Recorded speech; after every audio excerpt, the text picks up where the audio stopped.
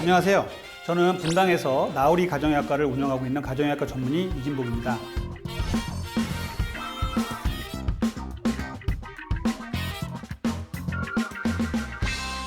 여러분들이 매일 먹는 아침 식사 중에 이런 식사를 피하시고 이런 식사를 되도록 하셨으면 좋겠다라는 내용으로 말씀을 드릴 건데요.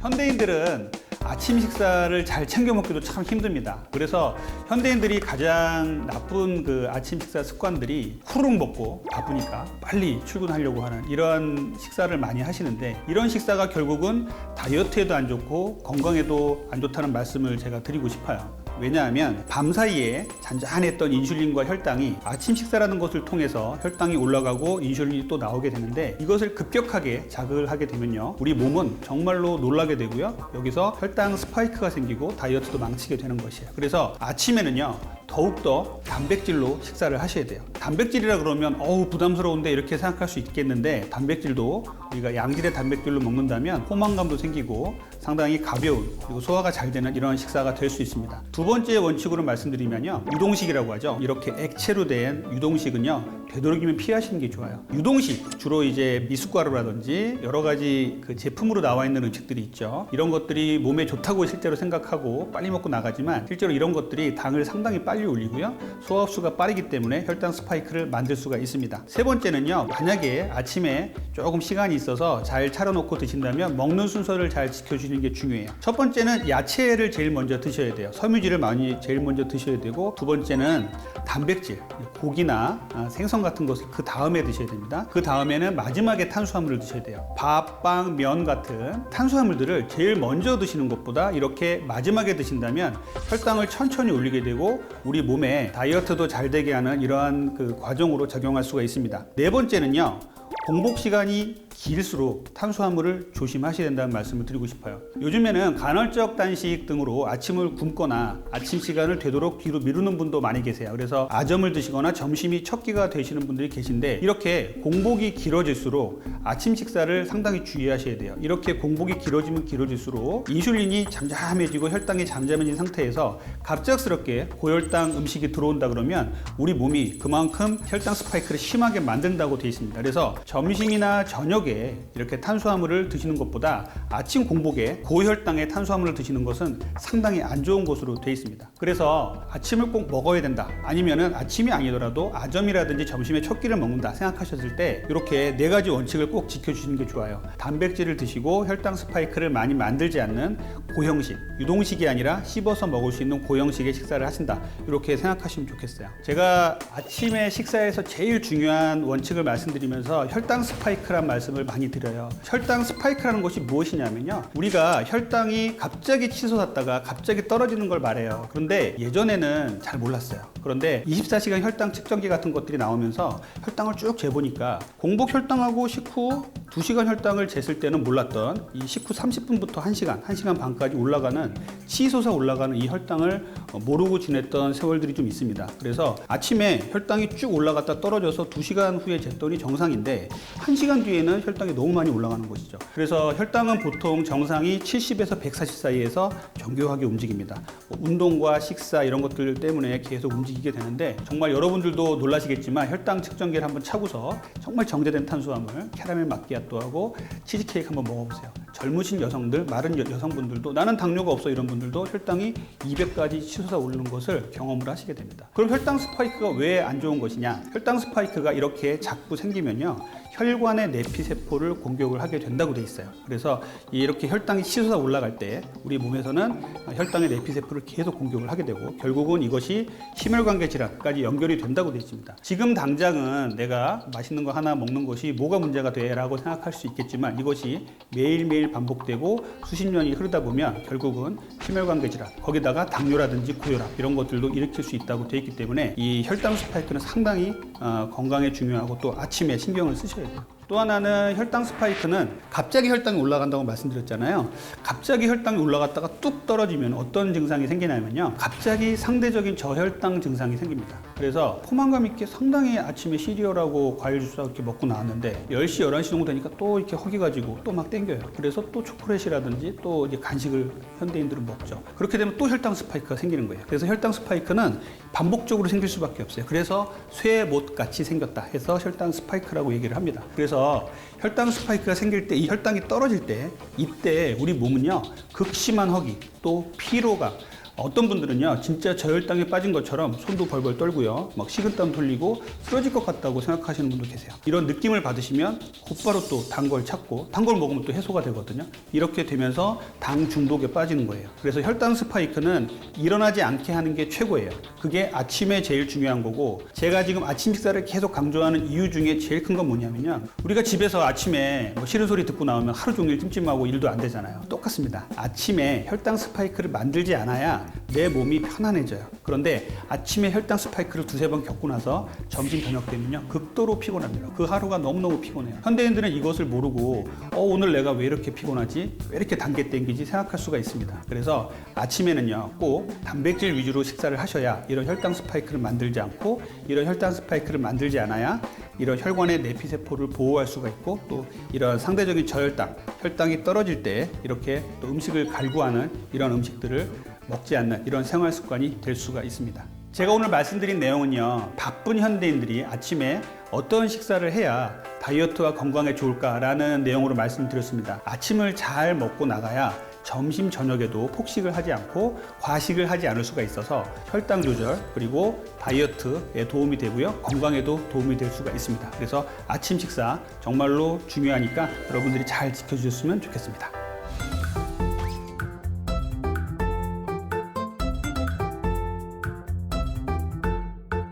아침에 추천되는 다이어트와 건강에 좋은 아침 식사는요 첫 번째는 양배추예요.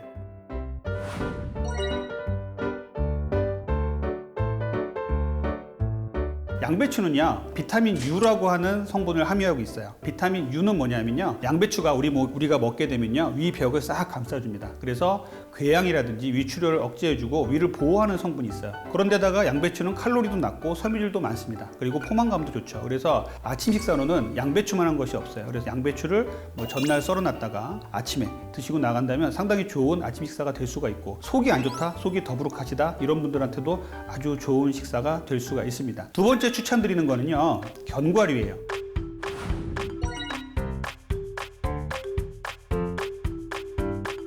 여러분들이 견과류를 드셔본 적이 있으신 분들은 아실 거예요. 견과류 조금만 먹어도 상당히 포만감이 생깁니다. 그래서 우리가 조금만 먹어도 포만감이 생기니까 아침에 든든하게 이제 먹고 나갈 수가 있죠. 견과류에는 좋은 콜레스테롤이 많이 함유되어 있어요. 그래서 우리가 우리 몸을 지키고 우리 혈관을 지키는데 상당히 좋은 콜레스테롤을 많이 함유하고 있습니다. 그래서 중성지방을 낮추고 콜레스테롤을 낮추는 이런 성분들이 많이 들어있기 때문에 호두라든지 브라질너트 그리고 아몬드, 땅콩 이런 것들을 적절히 드신다면 상당히 좋은 아침 식사가 될 수가 있습니다. 세 번째 제가 추천드리고 싶은 음식은요 그릭 요거트예요.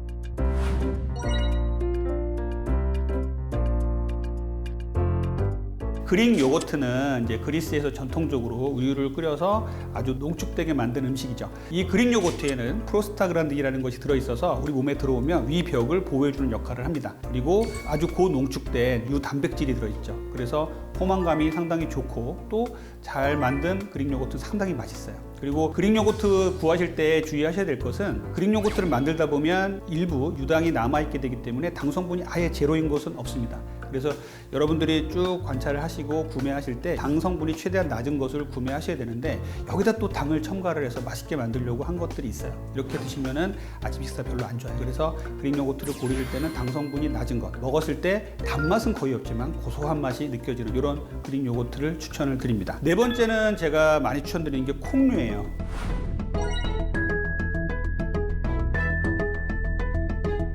콩은요, 아침 식사로서 정말 좋은 식품입니다. 콩 자체를 요리해서 먹는 것도 상당히 좋고요. 또 콩으로 만든 낫또라든지 두부라든지 무가당두유 이런 것들이 있잖아요. 상당히 좋아요. 낫또가 좀 맛이 조금 이제 이상해서 잘 못 먹겠다고 하시는 분도 계신데, 낫또를 드실 수만 있다면 상당히 좋은 아침 식사가 될 수 있습니다. 낫또를 살펴보면 아주 생유산균을 먹을 수 있는 좋은 식품이죠. 두 번째는 식이섬유를 충분히 먹을 수 있고, 콩 자체에 단백질이 상당히 많기 때문에 식물성 단백질로 상당히 좋은 식사가 될 수 있어요. 그리고 두부 같은 것은요, 일반 콩보다 훨씬 더 많은 단백질을 함유하고 있다고 돼 있고, 또 우리가 먹기도 쉽고 보관하기도 상대적으로 간편해서 아침에 부드럽게 먹고 나가는데 좋은 식사가 될 수 있습니다. 자, 다음은 두유인데요. 두유는 이제 무가당 두유를 잘 고르셔야 돼요. 요즘엔 두유에다가 또 여러 가지를 첨가를 해서 맛있게 먹게 만들려고 단맛이 나는 이런 두유가 있는데, 두유는 무가당 두유로 고르셔야 되고요. 무가당 두유는 상당히 좋은 아침 식사고, 또 다른 음식하고 같이 곁들여서 만약에 견과류를 먹는다 그러면 목이 퍽퍽하니까 또 이제 무가당 두유를 좀 드시면 됩니다. 무가당 두유도 마찬가지로 콩으로 두유를 만들 때 약간의 당 성분이 생길 수 있기 때문에 무가당 두유에도 당 성분이 제로인 것은 없어요. 당 성분이 최대한 적은 것, 당류가 적은 것을 고르는 습관을 기르셔야 되고, 마찬가지로 단맛보다는 고소한 맛이, 깊은 맛이 느껴지는 두유가 좋습니다. 마지막 5번째로 제가 추천드리는 음식은요, 달걀이에요.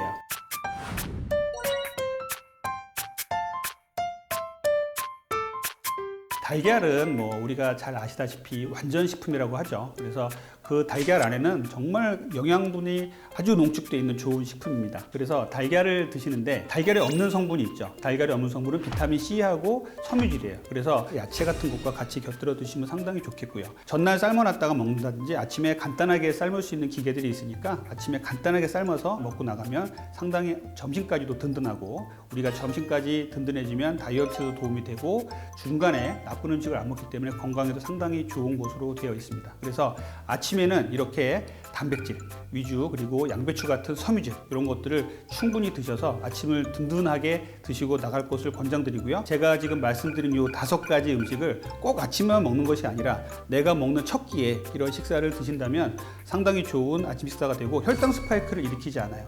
혈당을 잔잔하게 만들어주고, 그래서 아침에는 이러한 혈당을 많이 올리지 않는 식사를 하는 것이 상당히 중요합니다.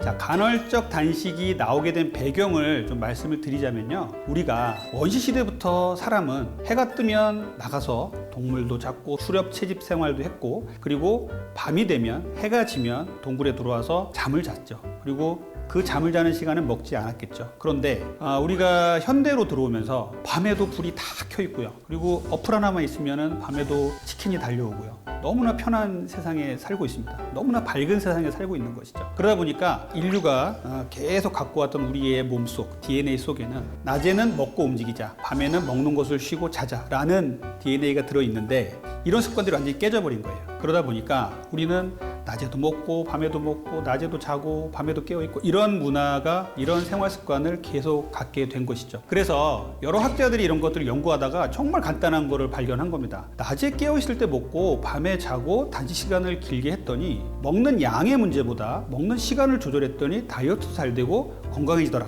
라는 것들을 발견한 것이죠. 간헐적 단식을 얘기할 때 크게 2가지 원리를 얘기를 하는데, 이 2가지 원리 다 노벨상을 받았습니다. 뭐냐면요, 첫 번째는 이제 오토파지, 자가포식이라는 개념이에요. 우리가 단식을 하는 사람들이 오래 산다, 단식을 하는 사람들이 건강하다라는 것들을 예전부터 조금씩 들어봤을 거예요. 그럼 단식을 했을 때 우리 몸속 세포에서는 어떤 문제가 일어나고 있을까를 연구한 사람이 일본의 과학자인데, 이분이 일본의 이제 장수마을에 가가지고 이런 분들의 생활을 보고 또 이제 세포 수준에서 연구를 하다 보니까, 우리가 단식을 해서 세포의 영양분이 공급이 적어지게 되니까 젊은 세포들이 나이 든 세포들을 잡아먹는 것을 발견했어요. 이게 스스로 잡아먹는다, 자가포식, 오토파지의 개념이에요. 그리고 젊은 세포가 늙은 세포를 잡아먹으니까 젊은 세포가 점점 늘어나겠죠. 또 하나는 이 주변에 노폐물들을 막 치우다라는 거예요. 그래서 노폐물들 치우고, 사람으로 말하면 재활용도 하고 쓰레기도 버리고 해서, 그러다 보니까 세포가 깨끗해지는 것입니다. 이것이 오토파지의 개념이고, 이 오토파지가 일어날수록 우리가 건강해지고 세포 수준에서도 건강해지고, 그리고 오래 살더라, 이런 것들이 나온 것이 오토파지로 이제 노벨상을 노벨상을 받은 그분의 얘기고요. 또 하나는 생체 시계에 대한 얘기예요. 이제 서카디안 리듬이라고 하는데 우리 몸에는 시계가 두 개가 있습니다. 하나는 이제 뇌에 있는 시계, 하나는 이제 배에 있는 시계라고 보고 이제 중추와 말초라고 얘기를 해요. 이 중추에 있는 시계는요, 해가 뜨면 낮으로 인식을 하고요, 해가 지면 밤으로 인식을 합니다. 그리고 소화기계에 있는 시계는요, 음식이 들어오면 낮으로 인식을 하고 음식이 안 들어오면 밤으로 인식하는 거예요. 그런데 현대인들이 이게 뒤죽박죽 엉망진창이 됐죠. 그래서 이것을 맞추자는 거예요. 이걸 싱크로나이즈라고 얘기를 하는데, 싱크로나이즈를 시켰더니 밤에는 먹는 것을 멈추고 자고 해가 뜨면 움직이자. 아주 단순한 것인데 이렇게 했더니 살이 빠지고 건강해지더라는 것입니다. 그래서 이분들이 이제 간단하게 몇 줄로 요약한 내용에는 다이어트와 건강의 문제는 얼마나 먹는가 보다 언제 먹는가가 중요하다 라는 얘기를 했어요. 그래서 오토파지라는 개념과 생체시계라는 개념을 합해서 간헐적 단식이 나온 겁니다. 간헐적 단식은 말 그대로 간헐적으로 단식을 하는 거예요. 계속 단식을 하면 또 그 나름대로 이점이 있겠지만 그 단식이 현대인들한테는 힘들겠죠.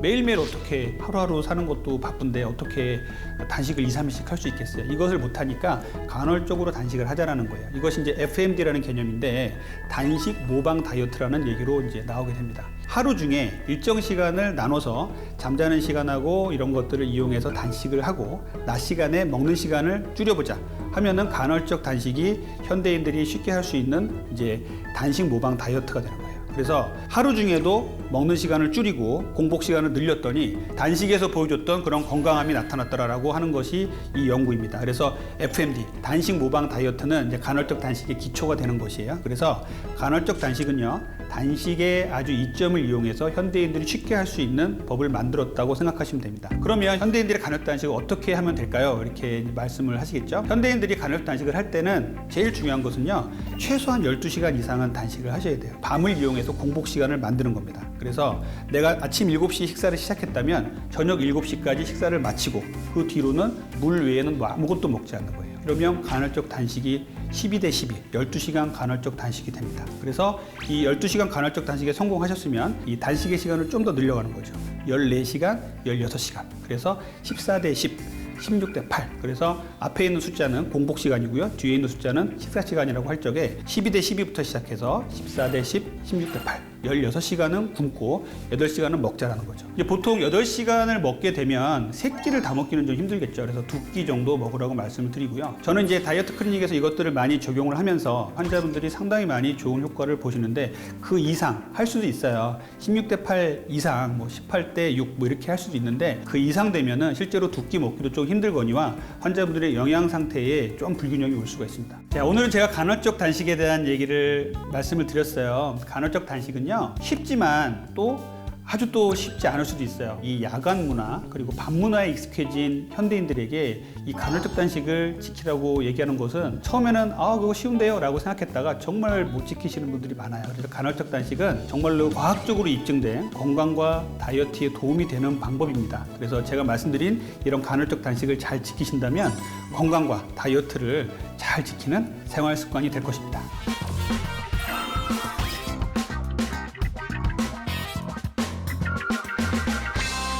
간헐적 단식의 첫 번째 원칙은요, 정답은 없다는 거예요.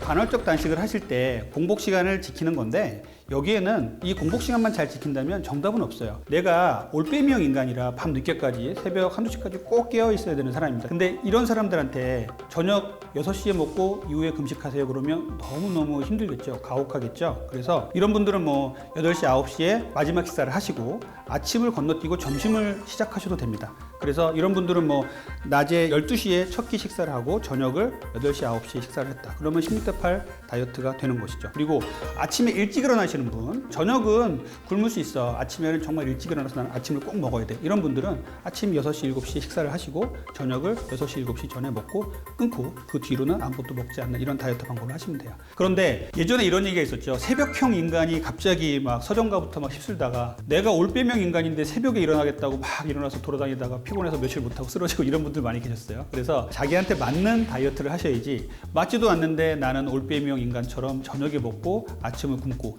이렇게 하시는 게 아니라 나는 저녁을 굶는 게 편한 사람인가, 나는 아침을 굶는 게 편한 사람인가를 잘 생각해 보셔서 그런 자기의 스타일에 맞게 맞추셔야 돼요. 그래서 첫 번째는 정답은 없다는 거예요. 본인의 스타일에 맞춰서 잘 하시고요. 자, 그리고 두 번째는요, 제가 이제 자기의 스타일에 맞게 하자고 했지만 그래도 낮에는 먹고 밤에는 자자, 이런 기본적인 원칙을 지켜주시는 게 제일 좋다고는 해요.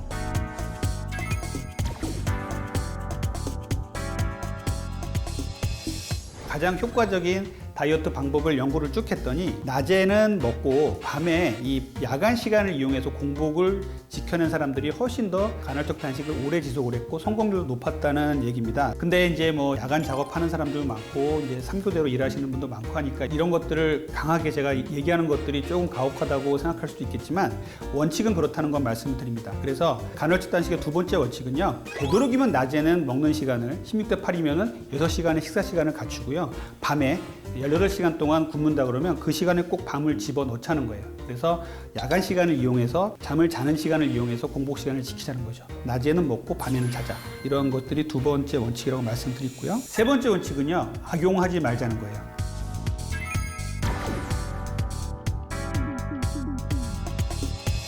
간헐적 단식이 처음 나왔을 때 낮에 나는 먹는 시간에 내가 먹고 싶은 거 정말 치즈케이크에 캐러멜 마키아또 뭐 치킨 막 이런 것들을 먹고 밤에는 쫄쫄 굶고 이런 것들 며칠 하다가 포기해버리는 분들이 상당히 많았어요. 간헐적 단식을 간헐적 폭식으로 이해하시면 안 됩니다. 그래서 간헐적 단식은요, 상당히 좋은 다이어트의 이론에서 탄생을 했다고 제가 말씀드렸는데, 간헐적 단식을 하시되 이것을 이용해서 내가 먹고 싶은 것을 먹겠다라고 생각하시면 안 되고요. 음식 허용 시간이 있겠죠. 16대 8이면 8시간이 되겠는데 이 8시간에는요 정말 식사를 잘 하셔야 돼요. 최근에 간헐적 단식 효과가 없다 이런 이제 논문이나 연구가 몇 개 나왔어요. 그래서 이것 갖고서 이제 반박을 많이 하시는데, 여기 연구를 보면요, 뭐 일부 연구에서는요 그냥 아무거나 막 먹게 한 거예요.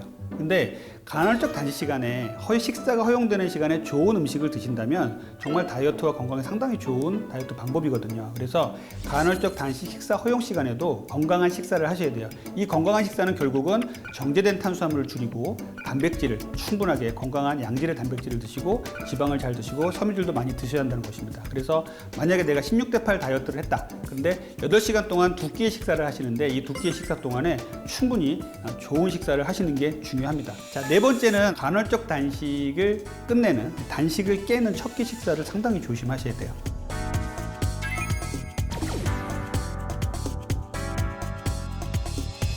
제가 혈당 스파이크를 이전에 말씀을 드렸었는데, 간헐적 단식을 하실 때 16대 8이면은 16시간 공복이 되겠죠. 이 16시간 공복이 되는 동안 우리 몸에 혈당과 인슐린은 잔잔하단 말이에요. 근데 이제 내가 공복을 깨는 첫 식사가 아침이 됐든 점심이 됐든 그 시간에는요 정말 좋은 식사를 하셔야 됩니다. 내가 점심과 저녁에 부득이하게 정제된 탄수화물을 먹은 것과 아침에 공복을 깨면서 정제된 탄수화물을 먹은 것과는요 천지 차이가 있어요. 그래서 공복을 깨는 첫 식사는요 되도록이면 양질의 단백질과 야채로, 섬유질로 채우셔야 돼요. 그래서 공복을 깨는 그 첫 식사가 중요하다. 제가 많은 이제 분들과 대화를 하면서 정말로 이 부분에 대해서 환자분들께 이제 답변을 많이 받았어요.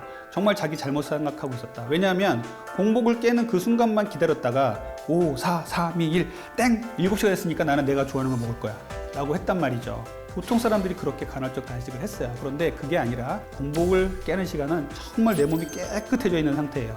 그 상태에다가 정말 나쁜 음식 집어넣으면 안 됩니다. 그 상태에서는 정말 양질의 단백질과 섬유질로 채우시라는 거 꼭 말씀드리고 싶습니다.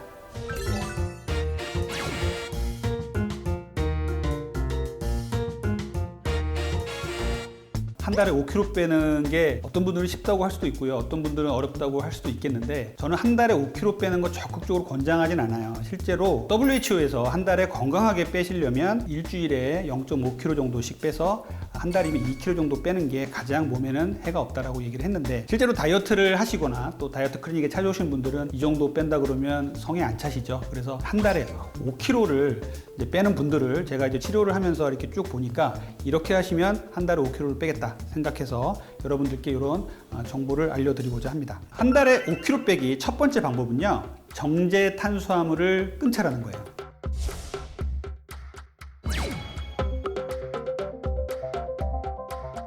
정제 탄수화물은 뭐냐면요, 정제. 일반적으로 통곡류, 통밀이나 현미가 아니라요, 이것을 갈아서 아주 맛있는 하얀 밀, 그 다음에 백미로 만든 이런 것들을 얘기하는 거예요. 그래서 이렇게 갈아낸 탄수화물들을 정제된 탄수화물이라고 얘기를 합니다. 여기에는 우리 여러분들 상당히 좋아하는 빵, 떡, 면, 과자 이런 것들이 있고요. 또 액상과당이라든지 이런 것들도 있을 수 있어요. 정제된 탄수화물이라는 것은요, 우리 몸에 들어오면 상당히 안 좋은 역할을 합니다. 이제는 거의 모든 만병의 근원이라고 얘기를 해요. 정제된 탄수화물은 그럼 왜 안 좋은가? 갈아내고 도정되는 과정에서 섬유질이 다 파괴가 돼요. 그래서 우리 몸에 들어오면요, 혈당을 아주 급격하게 올립니다. 실제로 정제된 탄수화물을 갑작스럽게 많이 먹었다 그러면은 200 이상 치수가 오르는 사람들이 많아요. 혈당을 올려서 포도당의 농도가 확 상승을 하게 되면요, 우리 몸의 췌장에서 이 올라간 포도당을 내리기 위해서 인슐린이 아주 급속도로 빨리 나와서 혈당을 끌어내립니다. 그러면 정제된 탄수화물을 먹는데 왜 살이 찌나요? 이렇게 물어볼 수 있겠는데요, 정제된 탄수화물을 먹었을 때 혈당이 급속도로 올라가면요, 여기서 이것을 끌어내려오려고 인슐린을 분비한다 그랬죠. 인슐린이 하는 역할이 바로 지방을 축적하는 것입니다. 이것이 여성들 같은 경우는 이제 가임기 여성들은 주로 팔뚝이라든지 가슴, 허벅지, 엉덩이 이런 데 살이 쪄요. 그런데 폐경기가 되고 보통 남자분들은요, 살이 찌게 되면 다 내장에 살이 찝니다. 그래서 내장 비만이 되는 거예요. 그럼 내장 비만의 문제는 뭔가 하면요, 내장 지방이 쌓이기 시작하면요, 고혈압, 당뇨병, 고지혈증, 지방간, 거의 모든 성인병을 일으키는 주범이 되고 있어요. 그래서 정제된 탄수화물은 곧 내장 비만입니다. 또 하나는 정제된 탄수화물은요, 먹으면 먹을수록 중독이 돼요. 지방 중독, 단백질 중독은 없는데 탄수화물 중독이 있어요. 탄수화물은 그 정도로 우리 몸에 세로토닌이나 도파민을 자극을 하기 때문에 많이 먹으면 먹을수록 더 많이 당기게 돼 있어요. 여러분들 많이 느끼시겠지만 축 처지고 힘들 때 닭 먹으면 반짝하죠. 혈당이 이제 올라갈 때 반짝했다가 뚝 떨어지면 또 배고프고 또 허기지고 몽롱해지고 입니다. 이런 증상이 생기면 또 단 걸 찾아요. 그래서 혈당 스파이크가 계속 반복되면서 우리 몸에 악영향을 미치는 것입니다. 그래서 정제된 탄수화물을 줄여야 건강도 지키고 다이어트도 잘 될 수가 있어요. 이것이 1번입니다. 두 번째 다이어트 원칙은 단백질입니다.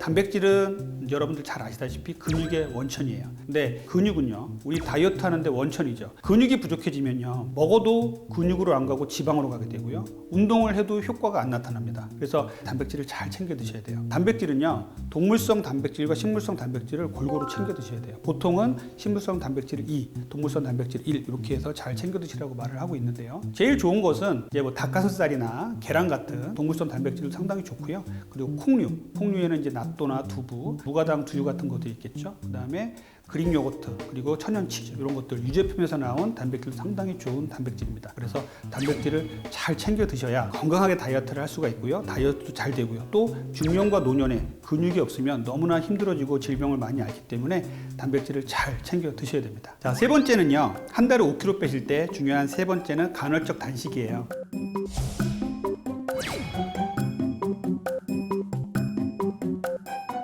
간헐적 단식은 제가 앞에서도 말씀드렸지만 현대인들에게 정말 중요한 다이어트 방법입니다. 간헐적 단식을 왜 제가 강조를 하느냐, 현대인들은요, 밤낮이 바뀌고 밤에도 먹고 낮에도 먹고 낮에도 자고 밤에도 잔단 말이에요. 그러다 보니까 밤에 잘 때 나올 수 있는 좋은 호르몬들이 있어요. 성장 호르몬이라든지 우리가 렙틴이라든지 이런 좋은 호르몬들이 균형이 다 깨져버려요. 또 코티졸이라든지 인슐린도 교란이 돼가지고 밤에도 안 나와도 될 호르몬들이 나와서 지방을 쌓고 있고요, 낮에는 쉬어야 될 호르몬들이 나와서 또 지방을 쌓고 있습니다. 예를 들자면 코티졸 같은 호르몬들은요, 내장 지방에다 쌓이게 하는 역할을 하는 것이 코티졸입니다. 인류가 쭉 발전해 오면서 코티졸이라는 호르몬은 어떻게 작용을 했냐면요, 추위와 기아, 스트레스를 받으면 코티졸이 나와서 우리를 보호를 해줬어요. 과거에는 지방을 쌓아놔야 나중에 전쟁이 터지거나 기아에 오래 시달리거나 하면은 내가 살아남을 수 있는 확률이 높아졌어요. 그런데 지금은 쌓아놓지도 않아도 될 내장 지방을 지금도 열심히 쌓아놓고 있다는 것이죠. 그래서 낮에는 먹고 움직이고 밤에는 먹는 것을 멈추고 자자라는 것들이 가장 기본적인 간헐적 단식 개념이에요. 그래서 간헐적 단식은 인류의 고유한 생체 리듬, 고유한 호르몬을 되찾지 않은 다이어트 방법입니다. 12대12부터 시작을 하셔서 14대10, 공복시간이 14시간, 16대8, 공복시간이 16시간까지 만드십시오. 그러면 한 달에 5kg 빼기 성공할 수 있습니다. 자, 네 번째는 수면이에요.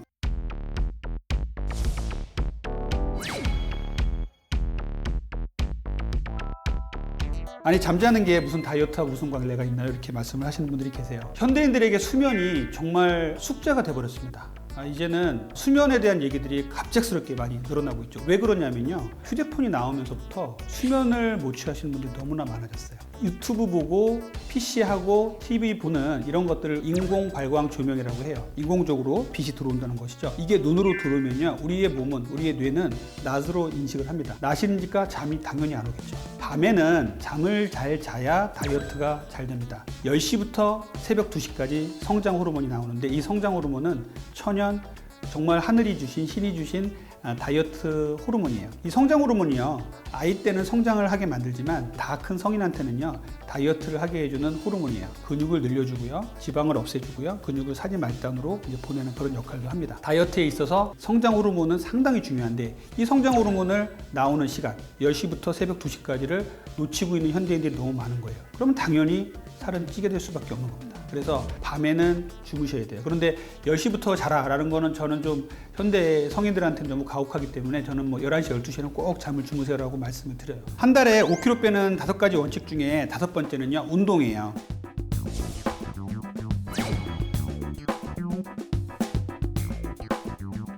운동은 운동 그 자체의 효과도 크지만, 운동을 통해서 얻는 우리 심리적인 효과, 이런 효과가 상당히 크기 때문에 다이어트를 지속하게 해주고, 그리고 살을 빼겠다, 건강해지겠다는 의욕을 불타게 해줄 수 있습니다. 어떤 운동 하면 좋아요? 라고 물어보면 저는 이제 식후 걷기를 추천을 드립니다. 식사 후에 걷는 것이 특별히 돈이 드는 것도 아니고 특별히 공간이 필요한 것도 아닙니다. 그래서 식후 걷기는 상당히 중요한 다이어트 방법이에요. 그런데 현대인들은 걷는 것조차도 쉽지가 않죠. 점심 먹으면 한잠 자는 게 편하고, 저녁 먹으면 쓰러져서 TV 보다가 잠이 들고 이렇게 된단 말이죠. 이때 제일 중요한 게 뭐냐면요, 식사 후에는요, 혈당이 쭉쭉 올라갑니다. 이렇게 올라갈 때 걷기를 시작하잖아요. 그러면은 혈당이 정상화되면서 쭉 떨어지기 시작해요. 실제 이것은 제가 혈당 측정기, 24시간 혈당 측정기를 제 몸에 차고 실제로 많이 실험을 해본 거예요. 운동을 하시면은요, 분명히 큰 운동이 아니더라도 혈당이 올라가는 걸 멈출 수가 있어요. 그렇게 되면 인슐린이 나와서 생기는 이 지방을 축적하는 걸 막을 수가 있습니다. 그래서 식후에 걷는 거 상당히 중요하고요. 식사 후에는 저는 뭐 30분 기다렸다 걸어라, 소화 다 된 다음에 걸어라, 이런 말씀을 하시는데, 저는 바로 걸으라고 말씀드려요. 식사 후에 조금 기다렸다 걸을게 하고 하시다가 그 시간을 놓쳐버리시는 분들 많아요. 특히 저녁 시간에 소화될 때까지 기다렸다가 좀 TV 보다가 걸어야지 하다가 스르르 잠이 들고, 깨보면은 걸을 시간 놓쳐버리고, 이런 분들 많죠. 식후에 바로 걸으면 소화장애가 생겨요, 배가 아파요, 이렇게 또 말씀하시는 분들 계신데, 위장장애가 아주 심각하신 분들이 아니라면 식후 걷기는 전혀 문제가 되지 않습니다. 식후에 바로 뛰란 소리 아니에요. 바로 막 등에 땀이 날 정도로 걸으라는 소리 아니에요. 식후에 어슬렁어슬렁이라는 말을 많이 하는데요, 식후에 어슬렁어슬렁 움직이십시오. 그래서 재활용도 하고 설거지도 하고 집안 청소도 하고 정리도 하다가 쓰레기도 내다 버리고 하다가 동네 한 바퀴 돌고 돌아오는 거예요. 30분에서 1시간 정도 하시면 좋거든요. 그래서 천천히 걷다가 조금 내가 속이 편해졌다, 내가 운동을 할 수 있겠다 생각하면 좀 더 속보로 걸어서 땀이 날 정도로 운동을 하고 돌아오십시오. 현대인들은 이렇게 조금만 식후에 움직여도 혈당이 안 올라가고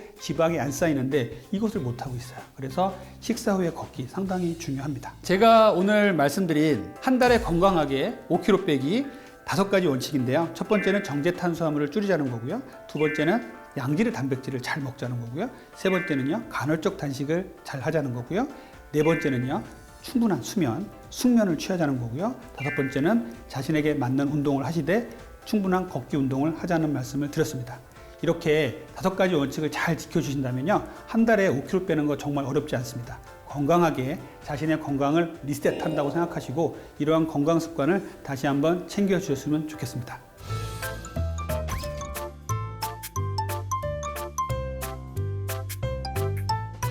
저는 비만 클리닉을 25년 운영을 해오면서요, 여러 환자분들도 뵙고 저 나름대로도 많은 다이어트를 해보기도 했습니다. 그런데 제가 이렇게 쭉 공부를 하고 하다 보니까 정말 이 4가지 음식은 정말 먹으면 안 되겠다 생각이 들어서, 저도 지금은 정말 안 먹는 4가지 음식을 말씀을 드리려고 해요. 꼭 이 4가지 음식만 있느냐, 그건 아닙니다. 그런데 이 4가지 음식을 먼저 잘 끊어주신다면 다른 음식을 절제하시고 통제하시는데 큰 도움을 받으실 거예요. 저는 이런 음식은요, 옆에 갖다 놔도 공짜로 줘도 절대 안 먹습니다. 비만 전문가가 먹지 않는 음식 첫 번째는요, 시리얼이에요.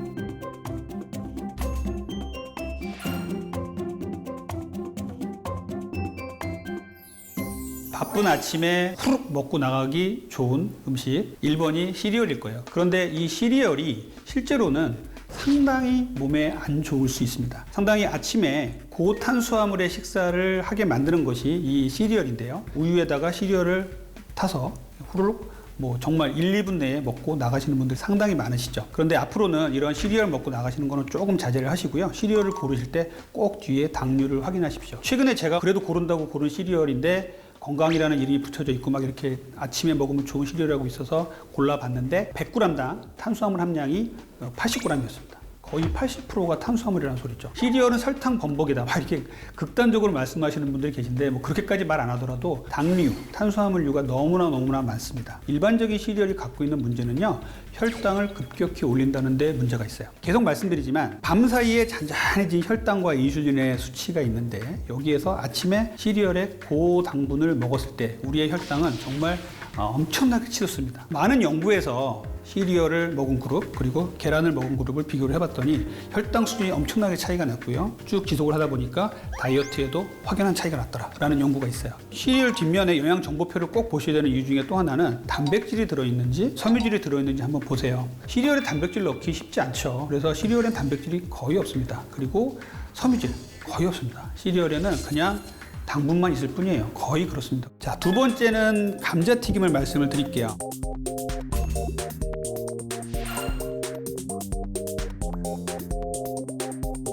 참 바삭하고 맛이 있어서 이거를 먹다 보면 다른 음식도 더 먹게 되고 이런 문제가 있는 것이 이 감자튀김이에요. 감자튀김에 대한 연구가 있어요. 성인한테 감자튀김을 계속 먹였더니요. 1년의 체중이 일반인보다 0.45kg씩 늘어나서 20년 뒤에는 일반 사람보다 7.6kg의 체중이 늘었더라. 이런 연구가 있습니다. 감자튀김은 정말로 체중을 늘게 하고 지방을 늘게 하는 음식이에요. 감자를 기름에 튀기면 어떤 문제가 생기냐면요. 칼로리가 확 올라가고요. DL 지수, GI 지수라는 게 확 올라가요. 여기서 제가 또 하나 강조하고 싶은 것은요. 당 독소라는 게 있어요. 당 독소는요.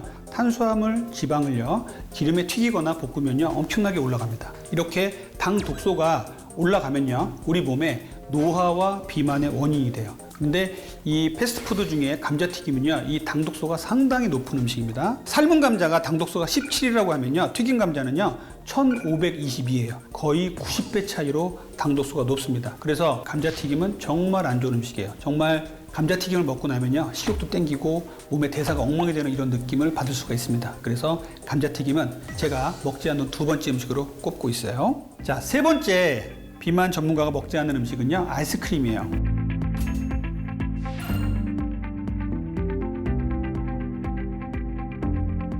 올 여름에 여러분들 아이스크림 참 많이 드셨죠. 너무 더우니까 아이스크림을 안 먹을 수도 없다 막 이런 분들도 계시는데 아이스크림에 뭐가 들어있을까요? 당분, 색소, 인공 감미료 외에는 들어있는 게 없어요. 단백질 없습니다. 그리고 섬유질 없습니다. 그냥 단맛이에요. 그런데 치명적인 문제가 있는데요. 음식이 차가워지면 차가워질수록 우리 미각에서 단맛을 잘 못 느낀다고 해요. 그래서 아이스크림을 만들 때는요. 보통의 음식보다 더 많은 당분이 들어간다고 합니다. 아이스크림 먹은 뒤에 혈당을 측정을 해보면요. 200 이상 훌쩍 넘는 경우가 많습니다. 그래서 일반적인 아이스크림은요. 다이어트의 적이고 건강을 정말 악화시키고요. 그리고 음식을 먹고 난 다음에 또 먹는 아이스크림은 정말 더더욱 나쁜 것이겠죠. 그래서 입에서 당긴다고 아이스크림은 절대 드시면 안 돼요. 자, 네 번째를 말씀드릴게요. 네 번째 비만 전문가가 먹지 않는 음식은요. 과일 주스예요.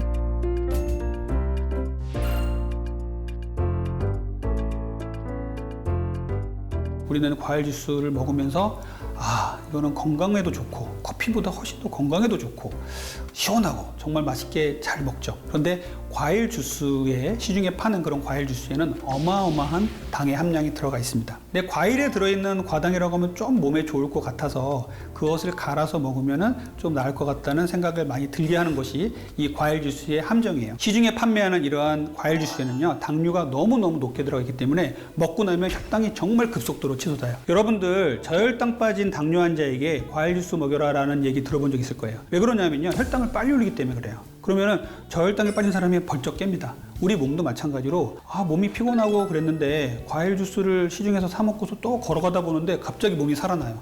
야, 과일 주스 정말 좋은 거구나 라고 생각할 수 있는데 아니에요. 혈당이 잠시 올라가는 겁니다. 조금 지나면 또 뚝 떨어져요. 이게 혈당 스파이크를 만드는 과일 주스의 원리입니다. 그래서 액체로 섭취하는 당류는요, 대부분 안 좋다고 보시면 돼요. 과일을 드시려면요, 되도록 씹어 드시는 게 제일 좋습니다.